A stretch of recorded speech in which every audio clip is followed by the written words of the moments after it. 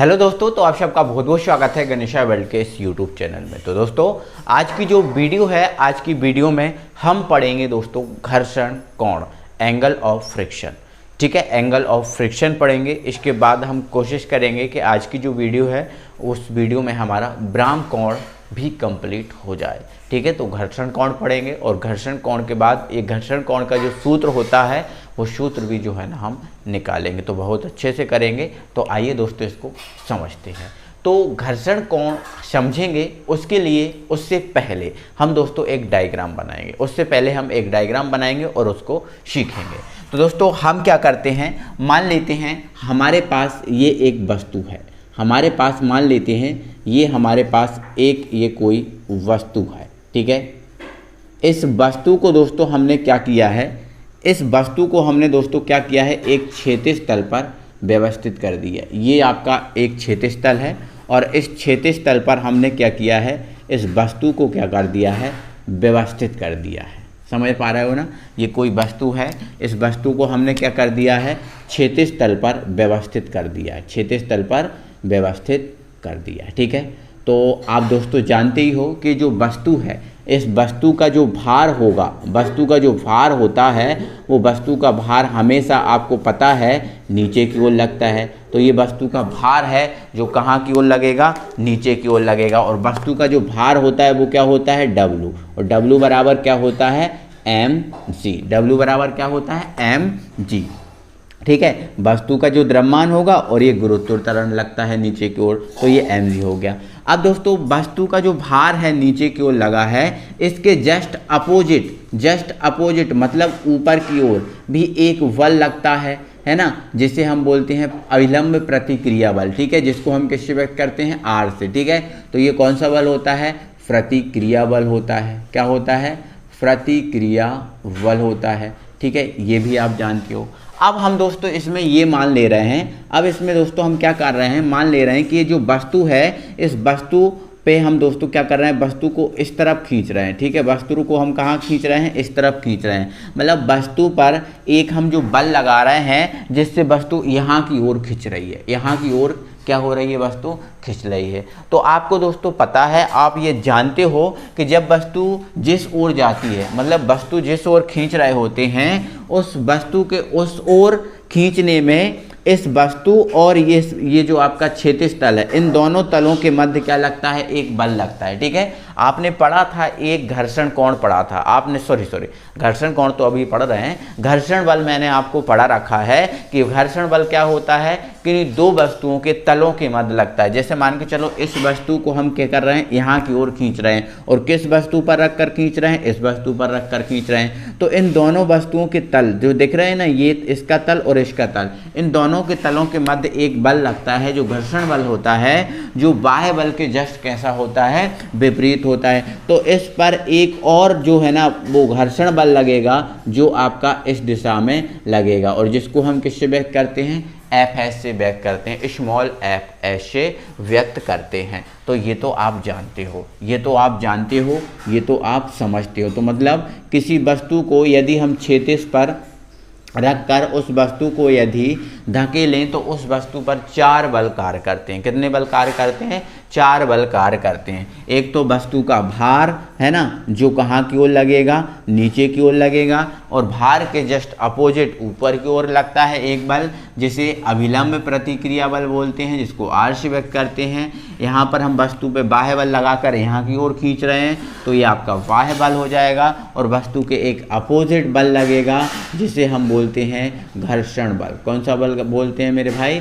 ये घर्षण बल है, और ये है आपका बाह्य बल। तो कोई भी वस्तु है उस पर 4 बल कार्य करते हैं, ये तो आप जानते हो। ठीक है, हम पढ़ रहे हैं दोस्तों घर्षण कोण। कौन सा कोण पढ़ रहे हैं बेटा, घर्षण कोण पढ़ रहे हैं। ठीक है, तो दोस्तों ये घर्षण कोण कौन सा कोण होता है, तो वह कोण जो सीमांत घर्षण बल, मतलब सीमांत घर्षण बल, ये घर्षण बल मतलब सीमांत घर्षण बल, ठीक है, ये और अभिलंब प्रतिक्रिया बल, वह बल जो घर्षण बल और अभिलंब प्रतिक्रिया बल का परिणामी, अभिलंब प्रतिक्रिया बल का परिणामी मतलब ये, परिणामी मतलब ये अभिलंब प्रतिक्रिया बल का परिणामी अभिलंब प्रतिक्रिया से बनता है, अभिलंब प्रतिक्रिया से बनता है। ठीक है, मतलब इससे बनता है, जो अभिलंब प्रतिक्रिया बल है इससे बनता है। ध्यान रखना है, यहाँ पर मैं इसको हटा रहा हूँ यहाँ पर थोड़ा समझाने के लिए।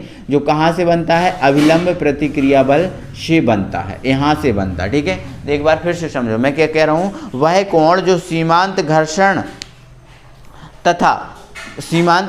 बल तथा अभिलंब प्रतिक्रिया बल का परिणामी, सीमांत घर्षण बल और अभिलंब प्रतिक्रिया बल का परिणामी जो प्रतिक्रिया बल से बनता है, मतलब इससे बनता है। देखो यहाँ से बनता है, ठीक है, ये वाला, ये जो दिख रहा है ना, यहाँ से बनता है। उसे ही हम क्या बोलते हैं, उसे ही हम क्या बोलते हैं, उसे ही हम बोलते हैं घर्षण कोण। और जो आपका घर्षण कोण होता है ना मेरे भाई, इस घर्षण कोण को जो है ना हम लैम्डा से व्यक्त करते हैं। किससे व्यक्त करते हैं, लैम्डा से। तो ये आपका रहा लैम्डा, तो इसको हम लैम्डा से व्यक्त करते हैं। तो यही जो आपको दिख रहा है ना, ये आपका घर्षण कोण है। कौन सा कोण है मेरे भाई, घर्षण कोण है। और हमें इसी की क्या करना है, कैलकुलेशन करना है, इसी को कैलकुलेट करना है।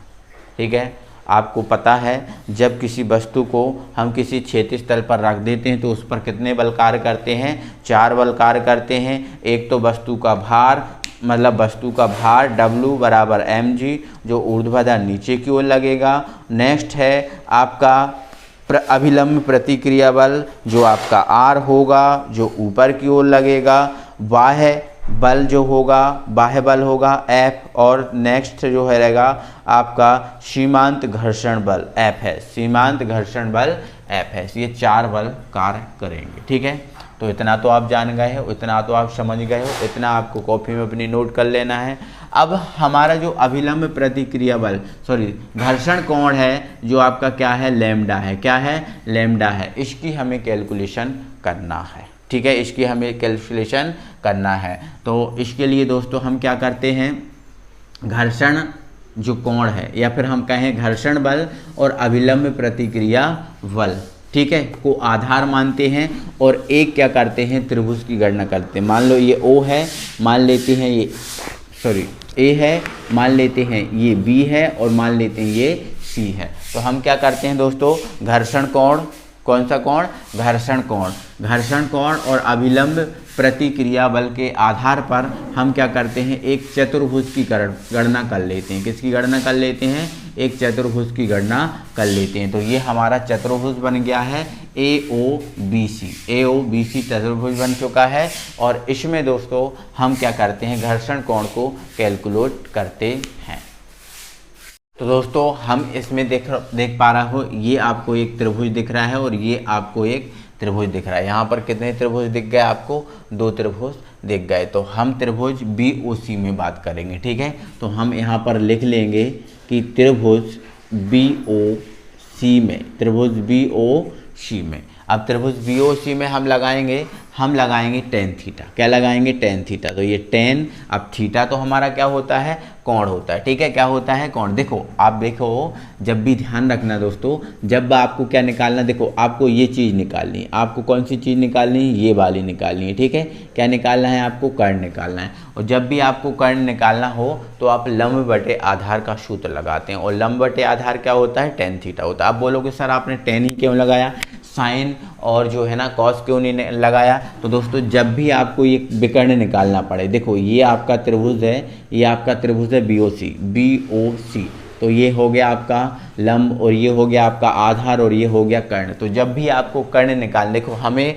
ये जो परिणामी निकालना है, ये जो है ना आपको दिख रहा है ना, ये परिणामी निकालना, और परिणामी जब भी निकालना हो तो हम क्या लगाएंगे, tan थीटा लगाएंगे। ठीक है, तो हमने लगा दिया दोस्तों tan। ठीक है, अब यहाँ पर थीटा हमारा कोण नहीं है, कोण हमारा क्या है, लैम्डा है। तो हम यहाँ पर लगा देंगे लैम्डा बराबर क्या होता है मेरे भाई, लंब बटे आधार। लंब बटे क्या होता है, आधार। अब यहाँ पर हम बात करें लंब, तो लंब की अगर बात करें तो लंब आपका क्या है, BC है। क्या है, BC। तो ये हो गया आपका BC, और आधार क्या है आपका OB, तो ये हो गया आपका OB। लेकिन दोस्तों आप देखो BC, देखो BC की इसकी तो वैल्यू हमें कुछ पता नहीं है, ये क्या है हमें कुछ नहीं पता, बट ये चीज़ हमें पता है, ये जो OA है वो आपका कौन सा है, घर्षण बल है। कौन सा बल है, घर्षण बल है। तो BC जो है, BC के बराबर कौन होगा, OA होगा, क्योंकि ये और ये दोनों आपस में कैसे हैं, बराबर हैं। तो BC को हम किससे रिप्लेस कर देंगे, OA से, ठीक है। तो BC बराबर OA है ना, तो BC की जगह पे हम क्या रख देंगे, OA रख देंगे, ठीक है। और बाकी OB हमें पता है क्या है, OB क्या है, प्रतिक्रिया बल, जो कि क्या है, R है, ठीक है। तो OB हम क्या रहने देंगे, सेम रहने देंगे, ठीक है। तो यहाँ पर हमारा ये क्या हो चुका है, 10 लैम्डा। OA का मान कितना है, OA FS है, तो ये हमने रख दिया है FS, ठीक है। और OB हमारा क्या है, OB हमारा प्रतिक्रिया बल है, जो आपका क्या है, R है, जो आपका क्या है, R है। तो इतना तो आप समझ गए।